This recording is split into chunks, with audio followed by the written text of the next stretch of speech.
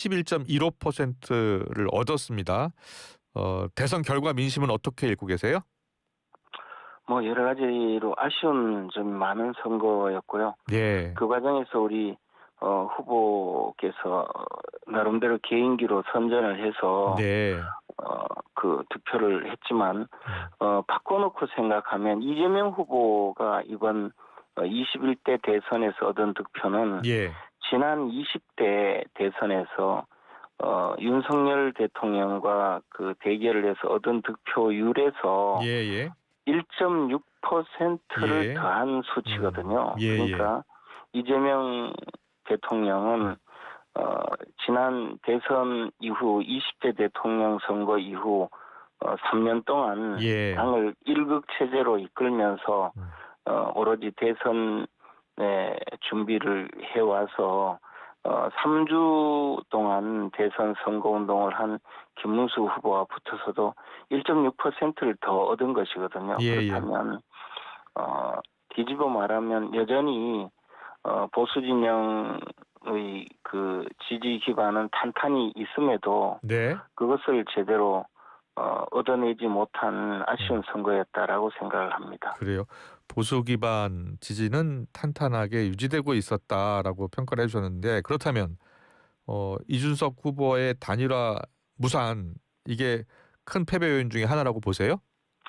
뭐 이준석 후보는 원래 그런 사람이기 때문에 상수였거든요. 어차피 예. 처음부터 끝까지 대선에 나와서 자신의 정치적인 존재감을 드러내려고 했었고 그것은 오랜 기간 동안 자신이 주장해 왔던 것이기 때문에 네.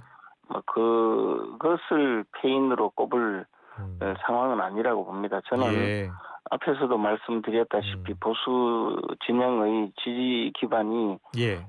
있는데도 불구하고 내부 분열과 내부 총질로 예. 결국은 내부 반란으로 결국은 이 어려움에 처했었고 지난 5월 3일 김문수 후보를 예예.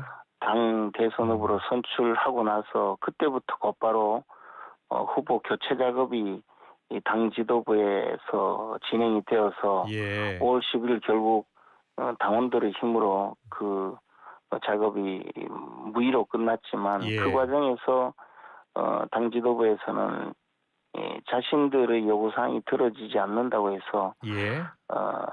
그 당에서 선출한 당원들과 국민들이 선출한 대통령 후보를 무지막지하게 나쁜 사람으로 예. 매도를 했고 음. 그것이 사실 그 길지도 않은 대통령 선거 운동 기간에 예. 막대한 악영향을 끼쳤고 그걸 극복하는 데 그래요? 예. 상당 시일이 걸렸습니다. 예. 그러다 보니 그것이 결정적인 패인이 아니었나 저는 그렇게 분석합니다. 그래요. 윤석열 전 대통령의 계엄 사태 그리고 파면 이후 치러진 선거였습니다. 그럼에도 불구하고 가장 큰 패인은 당 내부에 있었다는 거예요? 그렇게 볼 수밖에 없습니다. 다시 말씀드리자면 예.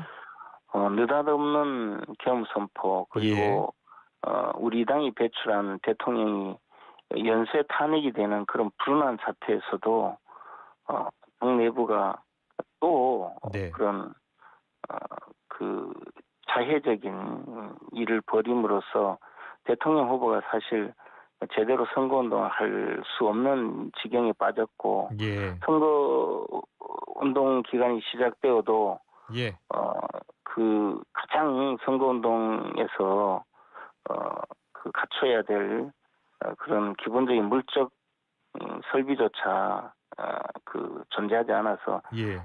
예를 들자면 그 유세차가 사실 예. 선거운동에서는 중심이 되어야 되는데 그 네네. 유세차는 우리 후보가 그 대통령 후보로 등록했을 당시에는 한덕수 후보의 유세차로 꾸며지고 있었습니다. 그래서 그래요? 그것을 예. 다시 전부 벗겨내고 개조를 해서 우리 후보로 만들어서 현지까지 보내는데 그 초기 이틀이 소요가 되었습니다. 이틀 네. 동안은 모든 선거운동이 중단되었던 것입니다. 예, 그리고 예.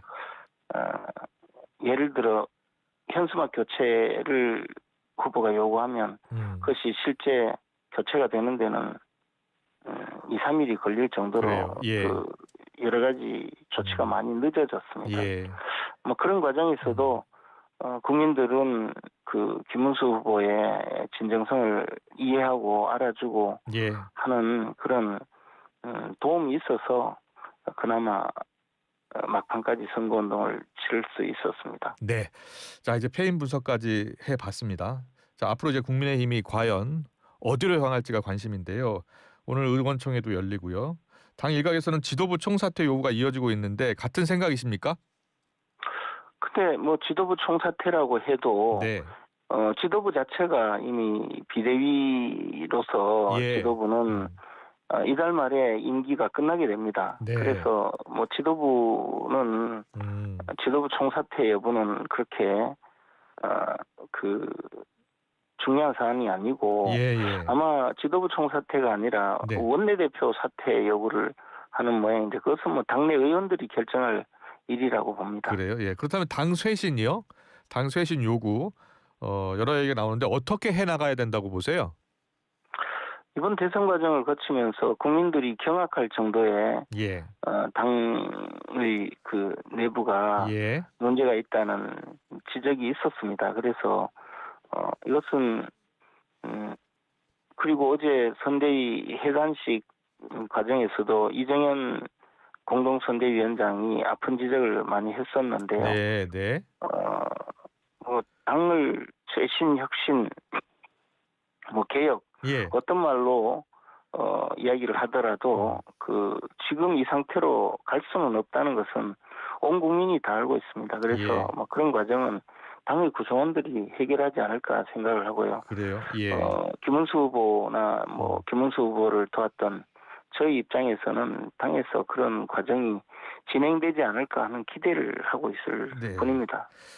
그래서 조기 전당대회 이야기가 나오고 있는데요. 전당대회가 치러진다면 김문수 후보가 나서야 된다고 보세요? 김문수 후보는 이제 평당원으로 돌아왔고요. 저도 예. 마찬가지이고 예. 그런 과정에서 앞에서 말씀드린 바와 같이 당의 개혁 작업이 진행되기 되어야 예. 그나마 이재명 정권을 향해서 예. 그런 소리를 하고 예. 올바른 길로 가도록 견제를 해야 될 유일한 정당이 예.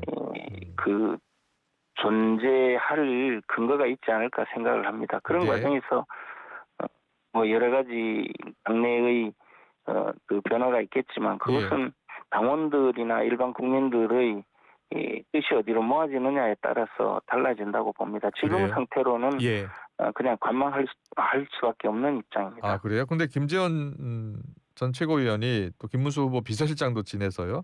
김문수 후보가 운동하고 또 일상으로 돌아간 영상을 SNS로 공유하셨잖아요. 그래서 네. 김재원 전 비서실장께서 김문수 후보 지원에 나서는 것 아니냐라는 해석도 나오거든요. 뭐 그게 아니고 예. 많은 국민들이 사실 대선 결과에 대해서 굉장히 예. 그 낙담하고 예. 어떤 분들 많은 극언을 하시는 분들도 많이 계시거든요. 네. 그리고 그런 분들이 시리에 빠져 있는데 예. 대선에 나섰던 김문수 후보가 그 어떤 마음을 가지고 있을까라는데 궁금해하실 수도 있다고 생각을 합니다. 네. 뭐 제 주위에는 특히 그런 분들이 많은데요. 예, 그래서 예. 어제 아침에 후보에게 전화를 했더니 관악산 꼭대기에 와 있다. 그래요. 산에 올라오니까 예. 참 마음 편하고 좋다고 하시길래 예. 그 평정심을 되찾고 일상으로 돌아갔다. 네. 그러니 국민 여러분들도 이제 일상으로 돌아가자라는 그런 의미로 올렸던 것입니다. 그래요. 근데 김문수 후보가 선대 해단식에서 여러 이야기를 했는데 윤 대통령의 계엄을 막지 못한 당의 문제점을 이제 비판을 했어요. 정치적 수단이 중요한데 매우 적절치 않은 수단을 쓰는데 그걸 제어하는 힘이 내부에 없었다는 거예요. 그래서 이런 강한 비판이 당권 도전에 나서겠다는 의지를 보여준 것 아니냐는 해석이 나오거든요. 그렇게 안 보세요? 대선 과정에서 네. 이 국민의힘이라는 정당이 얼마나 망가져 있는지를 예. 김문수 후보를 보좌했던 저로서도 뼈저리게 느꼈습니다. 그래요. 예. 아마 후보는 더 하게 느꼈을 거라고 생각이 듭니다. 그러다 보니까 우리 당에 30년 있었던 사람, 저도 21년 이상을 예. 국민의당 소속 정치인으로 활동을 하고 있는데 이 지경으로 망가졌는가라고 생각할 정도로 예. 절망할 상태였으니 그래요. 이제 후보직에서 물러나고 선대위도 해산하고 다시 평당원으로 돌아가는 입장에서 당에 당부하고 싶은 마음이 왜 없겠습니까? 예. 그런 차원이라고 생각을 합니다. 저도 그래요. 그런 마음은 똑같습니다. 네, 많은 언론들이요 차기 당권에 도전한 인물들로 김문수 전 후보와 함께 한동훈 전 대표 이야기 나오고 있고 안철수 의원 이야기도 나오고 있습니다. 지금 이 상황에서는 어떤 인물이 당을 이끌어야 한다고 보세요? 앞에서 말씀드린 바와 같이 대선 국면을 거치면서 네, 우리 당이 정말 많이 망가졌다라는 예. 생각을 하게 됐습니다. 네, 네, 그 과정에 대선 과정에서 정말 의외로 적극적으로 도와주신 분들도 많았고 네. 헌신적으로 도와주신 분도 많았고 또 대선 과정에서 참으로 애를 먹인 분들도 많았었거든요. 예. 그런 것은 당원과 또 일반 국민들이 판단하고 계시리라고 생각합니다. 구체적으로는 모두 앞으로 또 평가를 하고 예. 판단을 하고 뜻을 모아가는 과정에서 드러나리라고 생각합니다. 제 스스로 어떤 말씀 드리는 것은 적절하지 않습니다. 알겠습니다. 자, 이제 야당이 됐습니다. 국민의힘 107석을 가진 이제 야당이 됐고요. 거대 여당을 상대해야 되는데요. 지금 가진 의석으로는 이재명 정부의 법률안 처리 등을 견제하기 어렵다는 이야기 나오는데 어떻게 대응해야 된다고 보세요? 지금의 전투력으로는 예. 아마 제대로 소리를 내지 못할 가능성도 많고 예. 국회에서 이재명 정권에서 밀어붙이는 각종 악법들 또 예. 각종 잘못된 정책들에 대해서 기껏 피켓 시위나 하고 예. 많은 그런 정도의 무기력한 야당으로 갈 수밖에 없을 겁니다. 네. 김문수 후보는 어제 여러 가지 이야기를 하면서 예. 의원 숫자로 할 수 있는 것이 좀 없을 테니 예. 국민들의 결국 믿을 곳은 국민들의 지지밖에 없는데 과연 우리가 국민의 지지를 얻을 노력을 하고 있는가? 국민들이 우리를 지지하도록 우리가 그렇게 하고 있느냐? 아니면 민심에서 너무 동떨어진 행위를 하고 있느냐? 이런 것을 반성하고 국민 속으로 들어가서 국민들과 함께 이재명 정부의 독재를 막아낼 수밖에 없다. 그리고 우리를 도와주고 있는 많은 세력들이 국회 밖에 있으니 그분들에게도 도움을 요청하는 것이 필요하다라고 방안을 제시했는데요. 우리를 도와주는 분들로 거명한 것이 이제 이낙연 전 총리님 같은 이런 정치인들이 여전히 우리를 지원할 수 있지 않느냐라는 그런 이야기를 했습니다. 대선 과정에서 우리가 펼치고 함께 가자고 했더니 빅텐트 구상이 여전히 향후 이재명 정권을 견제하는 데 유용한 수단이다. 그런 판단이라고 생각합니다. 그래요. 예. 선거 때뿐만이 아니라 선거 이후에도 빅텐트 필요하다라는 이야기를 하셨고요. 집권 여당이 지금 어제 대법관 30명 증언법이요.